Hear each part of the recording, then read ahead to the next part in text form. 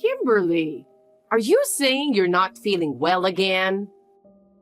You always use that excuse and can't do anything. Do you really think you're supporting Aaron? Margaret, I'm sorry.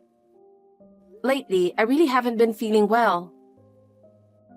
You say you're not feeling well, but isn't that just an excuse? Have you ever thought about how tired Aaron is when he comes home from work?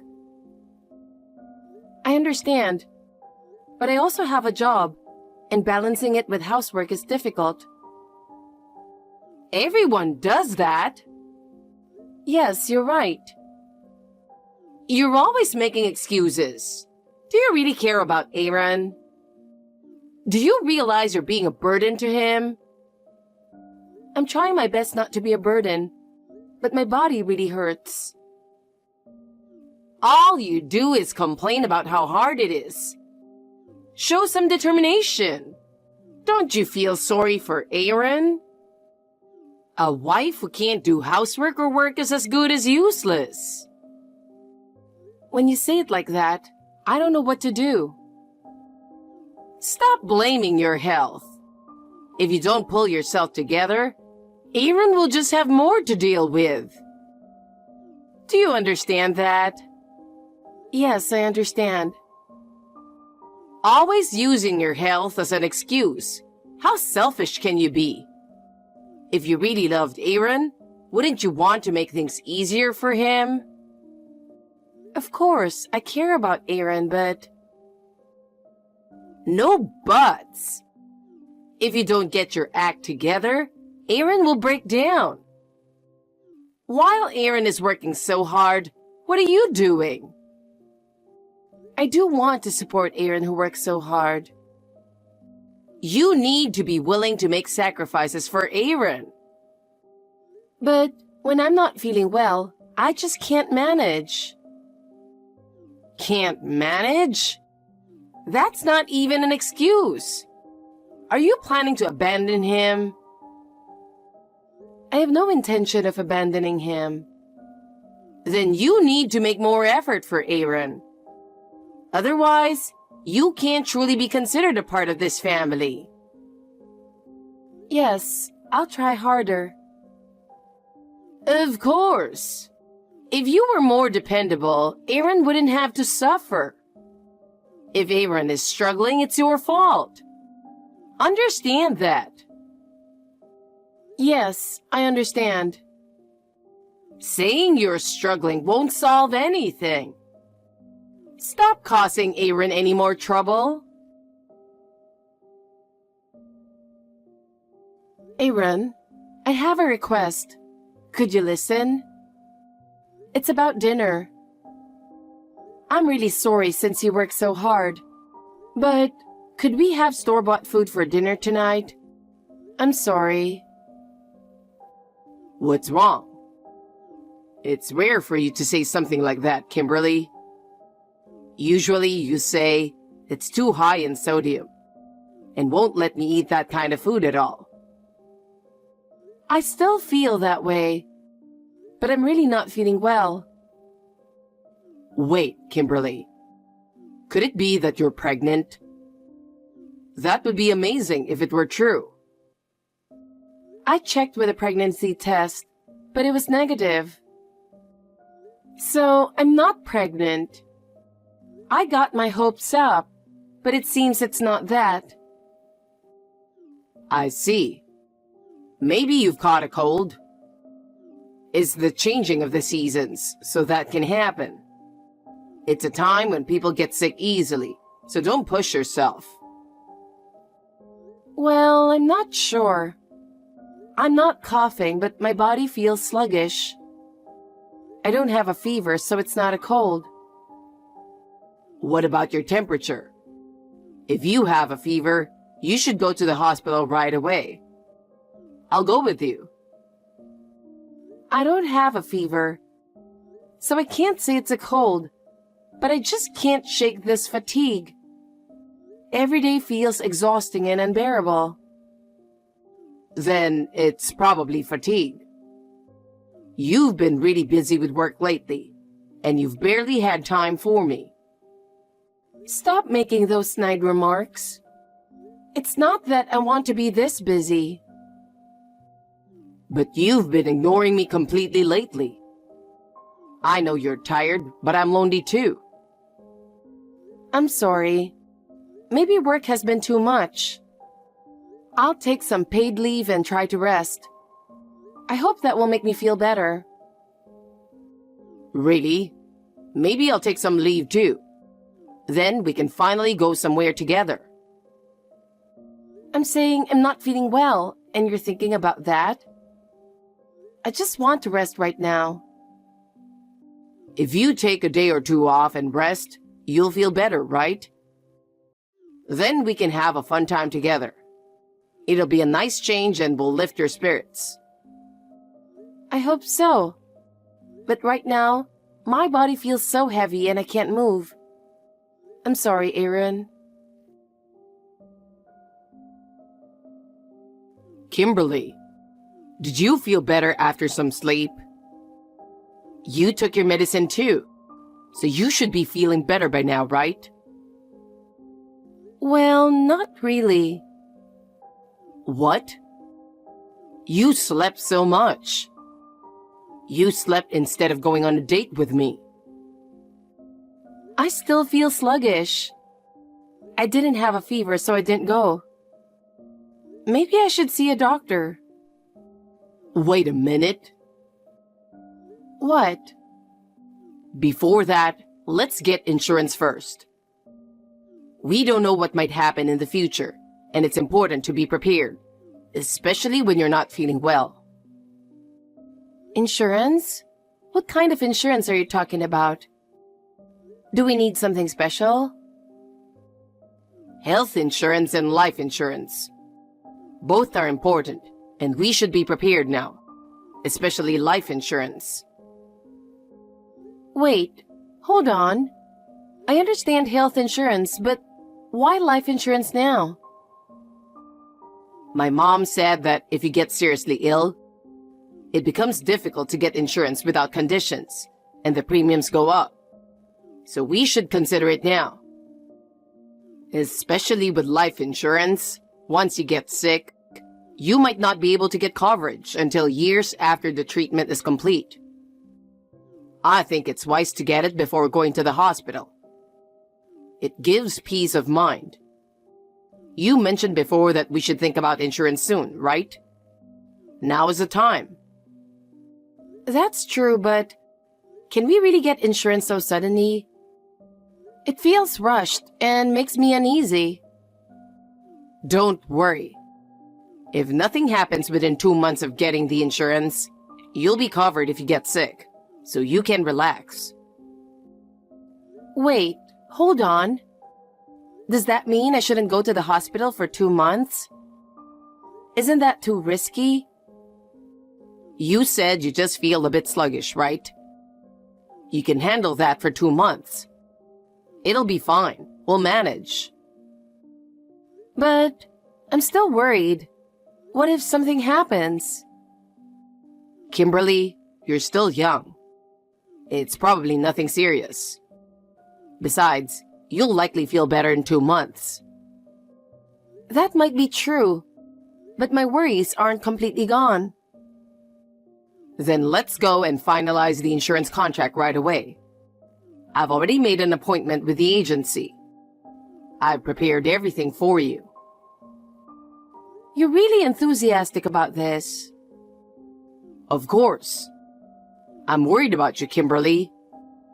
The thought of not being able to help you because of money if something happens. Thinking about it, I can only sleep at night. I think that's plenty of sleep. That's why getting insurance will give us peace of mind. If getting insurance can give us some peace of mind, then that might be a good idea. So let's meet at the ticket gate of the nearest station after work. We'll get it sorted right away. All right, I understand. After all, as you said, Aaron, being prepared is important.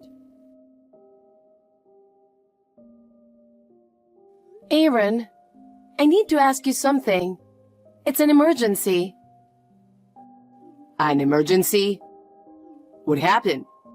Is something serious going on? Please come to the hospital right away. The doctor needs to talk to you. I need you to come now.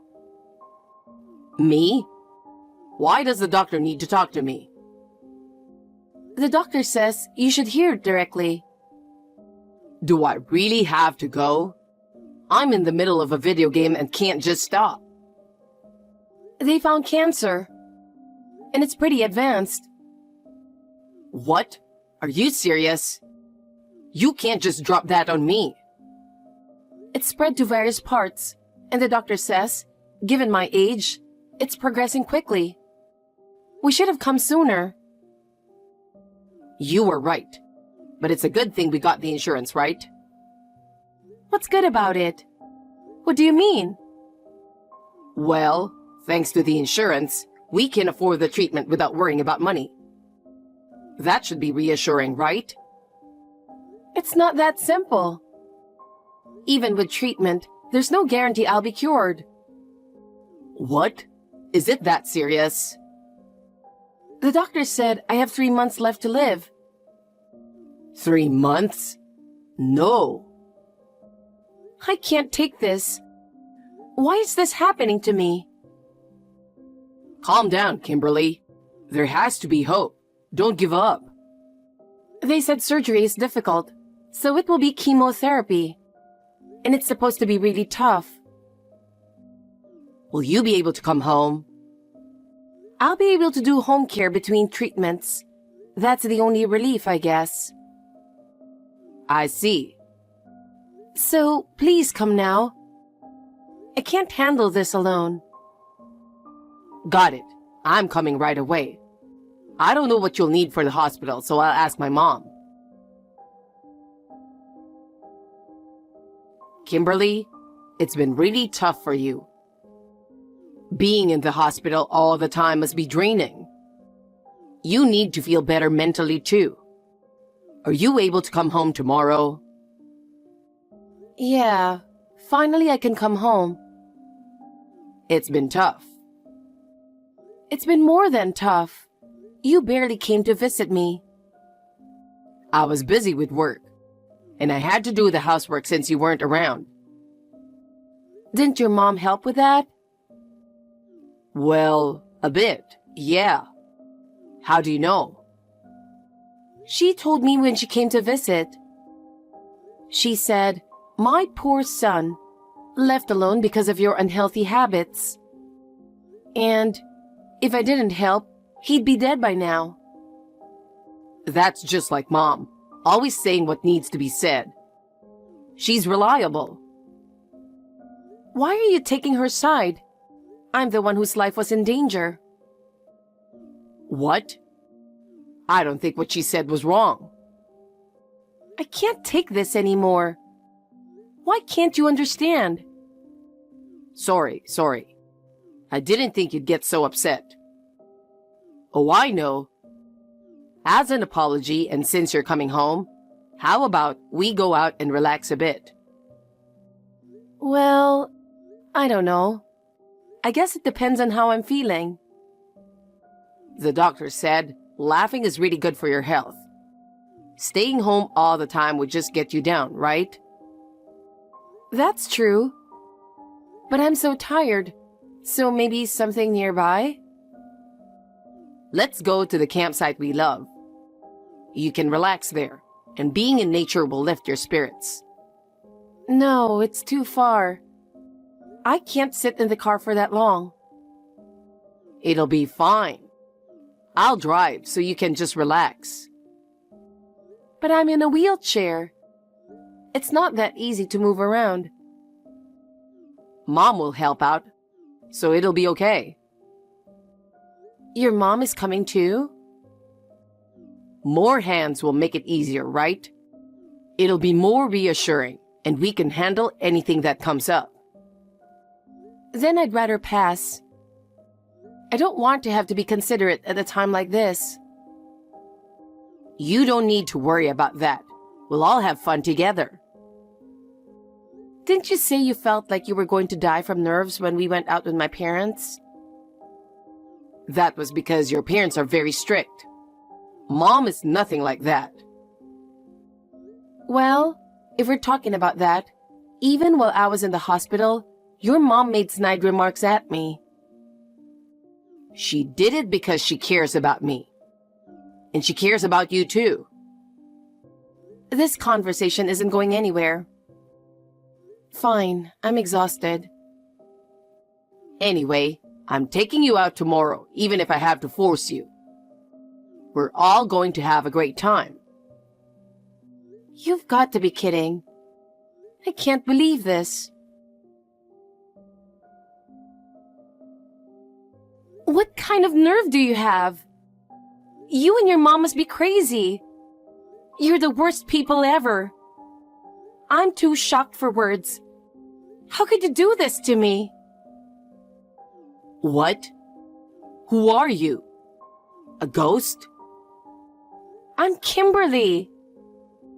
So you are a ghost. Help me, God. I'm alive. No way. But Kimberly, you...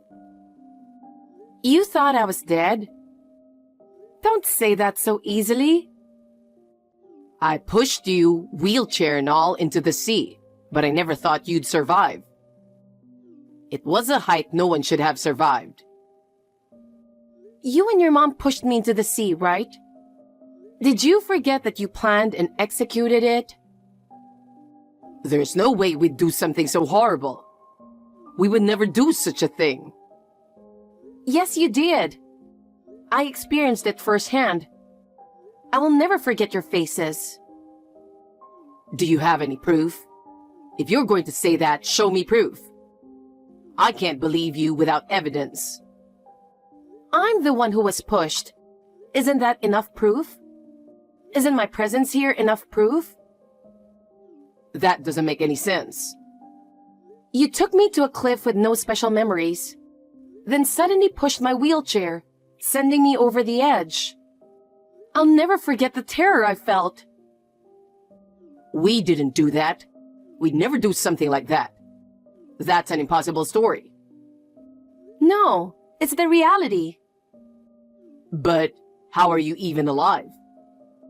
I managed to get caught on something with a wheelchair. But I couldn't walk and was curled up at the bottom of the cliff until a passing boat happened to find me. Otherwise, I'd be dead by now. Is something like that even possible? It sounds like a movie. You look disappointed that I'm not dead, don't you? That's the face you're making. No, it's not like that. I'm really happy. I'm glad you're alive. I doubt it. You don't seem genuinely happy. Why are you doubting me? I was really worried. You fell from the cliff. Do you know how shocked I was? Every day was a nightmare. I don't believe you. Actually, you seem more shocked now that you know I'm alive. Seeing your attitude, that's what it feels like. Why would you say that? Consider my feelings too. Well, after finding these messages on your phone, what else am I supposed to think? Explain this. Huh? What are you talking about? What messages? There's no way those exist. Mom, can I talk to you for a minute? About that matter? Aaron, how did it go? I talked to Kimberly about the camping trip for tomorrow. Did she agree? Did she really accept it? She was reluctant. She wasn't very keen, but I managed to persuade her to go. Well, that's fine. As long as we get her in the car, it's all good since she's in a wheelchair. Once we have her in the car, everything will go according to our plan. You've made sure the insurance is in place, right? That was my only concern. You didn't miss anything, did you? Yeah, everything is perfect. It's all going according to plan. The insurance is fully set up. Okay. Now that we've cleared the 2-month waiting period for the life insurance, there are no issues. Everything will go smoothly. Next, we need to carefully guide her towards the cliff. That's the critical part. Exactly. This way we'll get a lot of money. Our lives will become much easier. But what if we get caught? I'm really worried. If our plan gets exposed, it will be a disaster. We won't get caught. That's why we chose the memorable campsite, right? The plan is perfect. There's nothing to worry about. But there are no memories associated with that specific cliff. That concerns me. People might get suspicious. Just say there are. No one will doubt it. A wife sensing her aunt heading to a place filled with memories with her husband and then having an accident. It's a perfect story. There's no room for suspicion. Really? I still feel a bit uneasy. Stop being so indecisive. But your worries don't matter. Spending money on the treatment of a wife who is just waiting to die is pointless. We should think of a more effective way to use the money. Honestly, it's a waste. Our lives will get harder, and it won't make any sense. Besides, I need the money. If I don't get it, we won't be able to sustain our lifestyle. Secretly having debts behind your wife's back, huh? You've had your share of struggles. But that's your own doing. What was I supposed to do? My allowance wasn't enough. I had things I needed. Well, consider this as part of your revenge.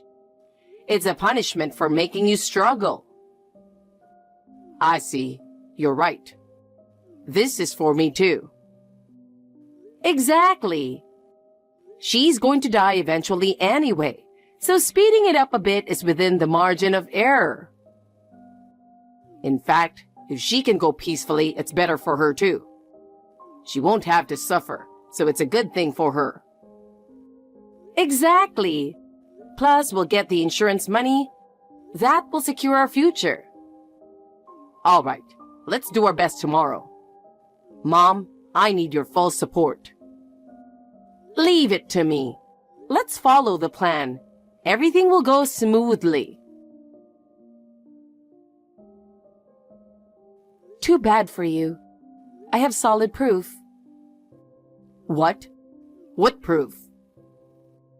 This is the undeniable evidence. You can't talk your way out of this. Why do you have this?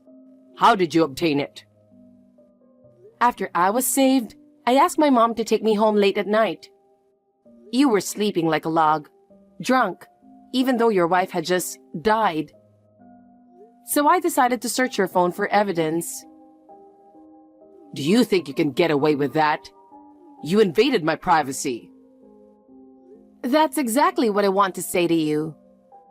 Considering what you did, this is nothing. That was our kindness. We pushed you off a cliff in a wheelchair and yet you are still alive. How can you do such a thing without feeling any guilt? What's wrong with you as a human? Nothing is wrong with me. There's no money to pay for your treatment. The next one to see hell will be you. Get ready. What? What are you talking about? Keep talking. You won't be able to do anything. By the way, you had debts behind my back, didn't you? I can't manage on just $200 a month.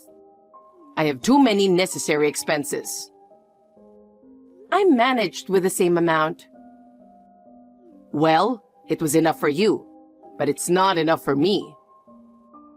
That's because you go out drinking whenever you have money and show off by treating your juniors. And also gambling. What? You knew about that too? Did you really think I didn't know?